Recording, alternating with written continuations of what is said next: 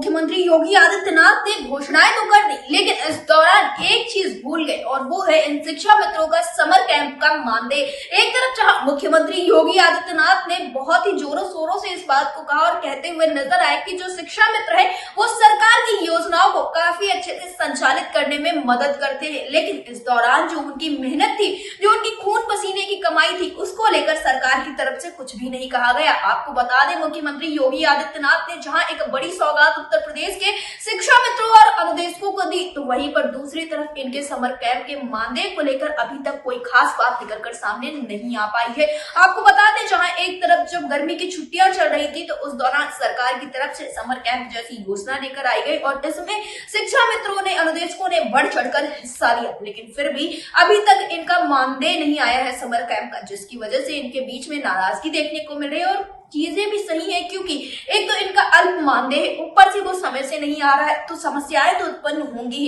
एक तरफ जहां मुख्यमंत्री योगी आदित्यनाथ ने फैसला लेने के बाद से ही अभी तक कोई बड़ी बात नहीं कही है, तो वहीं दूसरी तरफ उत्तर प्रदेश के शिक्षा मित्र इस वक्त पर आस लगाए बैठे हुए हैं कि जल्द से जल्द उनका जो मानदेय है समर कैंप का वह उनके खातों में आ जाए। वहीं अब देखने को मिल रहा है कि कोर्ट की सुनवाई को लेकर हलचल काफी ज्यादा तेज हो चुकी है, क्योंकि एक तरफ जहां 16 सितंबर को अनुदेशकों के मामले की सुनवाई है, तो वहीं पर 18 सितंबर को शिक्षा मित्रों के मामले की सुनवाई है। और अब ऐसे में ये पूरी तरह से उम्मीदें जताई जा रही है कि इस बार जो कोर्ट में सुनवाई होगी वो काफी ज्यादा अहम हो सकती है, क्योंकि मुख्यमंत्री योगी आदित्यनाथ 5 सितंबर को सार्वजनिक रूप से घोषणा करती है और इसके पहले जितनी भी सुनवाइयां होती थी उसमें सरकार के नुमाइंदे उपस्थित नहीं होते थे, या फिर जाते थे तो उचित दस्तावेजों के साथ नहीं जाते थे। अब तो मुख्यमंत्री योगी आदित्यनाथ ने घोषणा ही कर दी है, तो ये उम्मीद जताई जा रही है कि इस बार जब ये सभी सरकार के नुमाइंदे कोर्ट की सुनवाई में पहुंचेंगे तो जरूर कुछ ना कुछ खास दस्तावेज लेकर पहुंचेंगे। और फिर बात करें अगर हम अनुदेशकों के मुद्दे की, तो इस पर कोर्ट की तरफ से साफ तौर पे ये बात कह दी गई थी कि जो अब अगली सुनवाई होगी उसमें सभी पुख्ता सबूत भी होने चाहिए।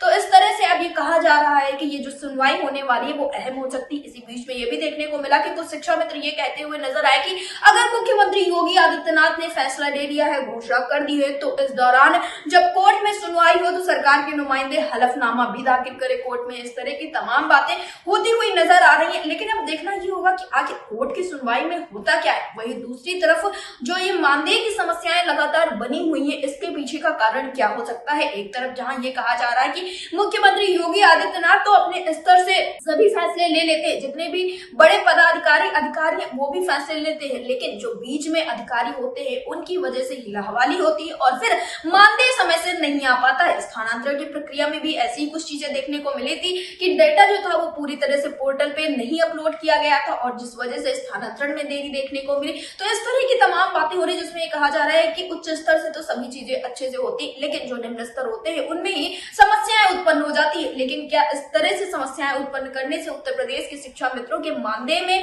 कोई भी समस्या खड़ी करना सही है? ये सबसे बड़ा सवाल है, क्योंकि उस दौरान ये शिक्षा मित्र विद्यालय जा रहे थे जब इतना ज्यादा तापमान था कि लोग अपने घरों से निकलना भी उचित नहीं समझते थे, और इस दौरान उत्तर प्रदेश के शिक्षा मित्र विद्यालय पहुंच रहे थे, बच्चों के साथ कार्यक्रम करवा रहे थे, एक्टिविटीज करा रहे थे तमाम तरह की, लेकिन आज उनके बारे में सरकार कुछ नहीं सोच रही। यहाँ तक कि मुख्यमंत्री योगी आदित्यनाथ ने उस दिन घोषणा के दौरान यही कहा कि जितनी भी योजनाएं लाई जाती है उसमें शिक्षा मित्र बढ़ चढ़कर हिस्सा लेते हैं, लेकिन क्या बढ़ चढ़कर हिस्सा लेना ही महज एक अच्छा कार्यक्रम है? क्या सरकार का ये फर्ज नहीं बनता है कि इन शिक्षा मित्रों का जो मानदेय है वो बिल्कुल सही समय पर दिया जाए और जो समर कैंप का मानदेय था वो भी अब इनके खातों में डाल दिया जाए? क्योंकि एक लंबा वक्त बीत चुका है, जब ग्रीष्मकालीन छुट्टियां हुई थी उस दौरान समर कैंप चला था और अब तक इतना समय बीत चुका है, 2-4 महीने बीत चुके हैं, लेकिन अभी तक इनका मानदेय इनके खातों तक नहीं पहुंच पाया है। अब देखना ये होगा कि आखिर जिस तरह से शिक्षा मित्र अपनी आवाज को उठाते हुए नजर आ रहे हैं, जिस तरह से बार बार अधिकारियों से, पदाधिकारियों से बात करते हुए नजर आ रहे हैं, तो आखिर कब तक इनके खातों में इनका मानदेय पहुंचता है। वहीं अब ये भी कहा जा रहा है कि दिवाली के दौरान ही जो मानदेय वृद्धि की बात है